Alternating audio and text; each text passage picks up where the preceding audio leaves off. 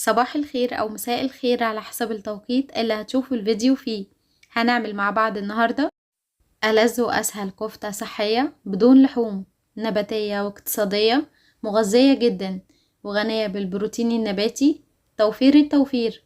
كفتة بدون لحمة ولكن بطعم اللحمة، بكمية وفيرة، وسر لونها، بقوام ممتاز، مستحيل تفك منك أبدا. طعمها حكاية، طريقتها سهلة وبسيطة جدا، مناسبة للدايت ومرضى السكر، مقاومة الأنسولين، الصيام المتقطع، وكل محبي الأكل الصحي. بس قبل ما أبدأ، لو أول مرة تزوروا قناتي، حبيت أعرفكم باسمي. أنا نور، بحب الأكل الصحي وهدفي التشجيع على حياة صحية وأكل صحي. لو حبيتوا وصفاتي ما تنسوش الاشتراك في القناة عشان يوصلكم إشعار بكل فيديو جديد بينزل، وما تنسوش تسيبولي كومنت حلو زيكم يشجعني أستمر. يلا بينا نبدأ. كوبايتين عدس أصفر،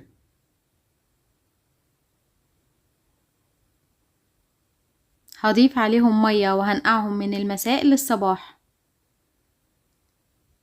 بصلة حجمها متوسط، 5 فصوص توم، قرن فلفل رومي أو حار حسب ما تحبوا، قطعة من البنجر أو الشمندر، هيدينا لون حلو نفس لون كفتة اللحمة، وقيمة غذائية عالية. طعمه وريحته مش بيبانوا نهائي. من أهم فوائد البنجر إنه معالج للأنيميا، وفوائد كتير جدا. هقطعهم شرايح. طاسة تيفال أو أي نوع مش بيلزق، ضفت فيها نص معلقة صغيرة من زيت الزيتون ووزعت الزيت. هضيف الخضار وهشوحه، هيدينا ريحة وطعم حلو جدا، وهيبخر منه كل المية الموجودة فيه عشان الكفتة ما تفكش.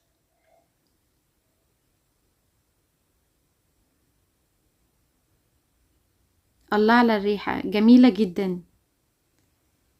هو ده كده الشكل المطلوب، الخضار اتشوح واخد اللون المطلوب. غسلت العدس وصفيته كويس بعد ما نقعته. كوباية العدس بعد النقع حجمها بيتضاعف وبتكون كوبايتين. حابين تجربوا في نص الكمية تمام جدا. ده شكل الخضار بعد ما اخد تشويحة. الإضافة اللي هتنقل الطعم لحتة تانية وتدي الكفتة طعم اللحمة وهي بدون لحمة. معلقة كبيرة من تتبيلة الكفتة، رشة من الفلفل الأسود، ممكن إضافة أي نوع بهارات مفضلة ليكم، نص كوباية شبت بقدونس كزبرة. قدمت معاكم طريقة عمل الشبت والبقدونس والكزبرة المجففين، هضيف الطريقة في صندوق الوصف. هستخدم محضرة الطعام وهضيف فيها كل المكونات.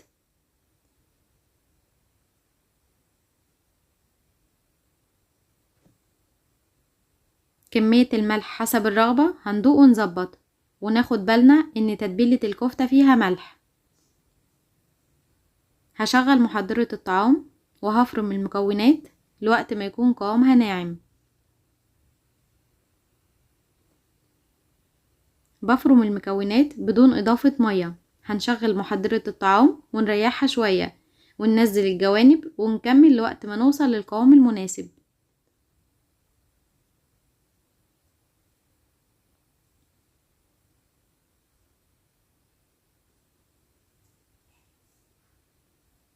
هو ده كده القوام المناسب.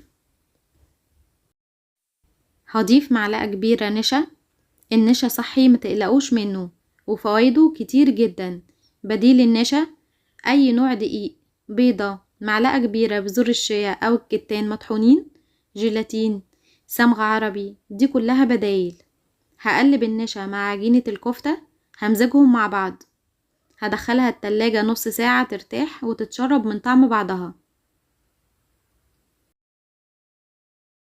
ارتاحت في التلاجة نص ساعة. ده شكلها، القوام ملزق بزيادة بالشكل ده، ما تقلقوش منها، ده قوامها المناسب. هدهن ايدي بنقطة بسيطة من الزيت او مية وهصبعها. هنشكل اصابع كفتة داود دواير حسب الرغبة. طريقة التشكيل سهلة وسريعة جدا.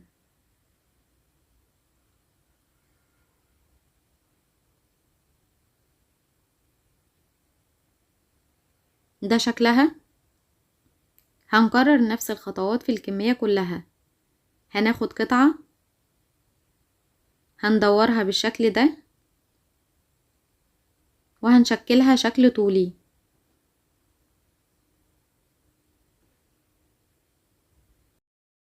هسوي نص الكمية والنص التاني هصبعه وادخله الفريزر، هيكون جاهز للتسوية في اي وقت. هخرج من الفريزر واسويه. للتسوية هستخدم طاسة تيفال او اي نوع مش بيلزق، جريل، اير فراير، صينية هندهنها ونرص الكفتة وندخلها الفرن تاخد لون. هسوي في نفس الطاسة اللي شوحت فيها الخضار، ضفت فيها نص معلقة صغيرة من زيت الزيتون ووزعتها. اول ما الطاسة تسخن هنرص اصابع الكفتة عشان تاخد لون حلو. ايدي فيها تقليب مستمر، الجهة اللي هتاخد لون هقلبها على الجهة التانية. الله على اللون، تحفة. حابة حمرها في الزيت حمريها، متقلقيش، مستحيل تفك منك ابدا في الزيت، لان الكفتة دي اساسي عندي وجربت فيها كل الطرق ناجحة جدا. اعمليها وانت مطمنة، جربوها وقولولي رأيكم في التعليقات.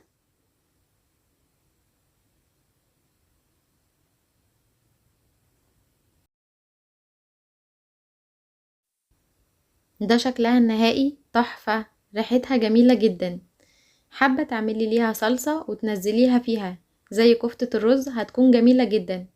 العدس بروتين نباتي مشبع ومغذي جدا، المؤشر الجلايسيمي منخفض، فبالتالي هنحس بشبع فترة أطول.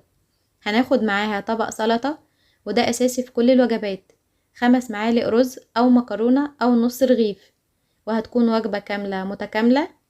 هقدمها مع طحينة. قدمت معاكم طريقة عمل الطحينة الخام الصحية في البيت، هسيبها في صندوق الوصف. تعالوا ندوق ونشوف الطعم ايه. الله على الطعم، بجد الطعم حكاية، اتمنى تجربوها وتعجبكم. ده شكل الكفتة اللي سويتها في الفرن، اخدت لون موحد حلو جدا. الكمية اللي عملتها كبيرة ووفيرة جدا، دخلت منها جزء الفريزر. جد طعمها جميل جدا وعجبت الأطفال. قدمت معاكم وصفات كتير جدا بالعدس، ووصفات للكفتة باللحمة وبدون لحمة، وطريقة البانيه الصحي الاقتصادي بدون لحوم، ووجبات غدا صحية اقتصادية كتير. هسيبها ليكم في صندوق الوصف تاخدوا منها اقتراحات. أتمنى ان الفيديو يكون عجبكم. أشوفكم المرة الجاية في فيديو جديد. دمتم بصحة وعافية.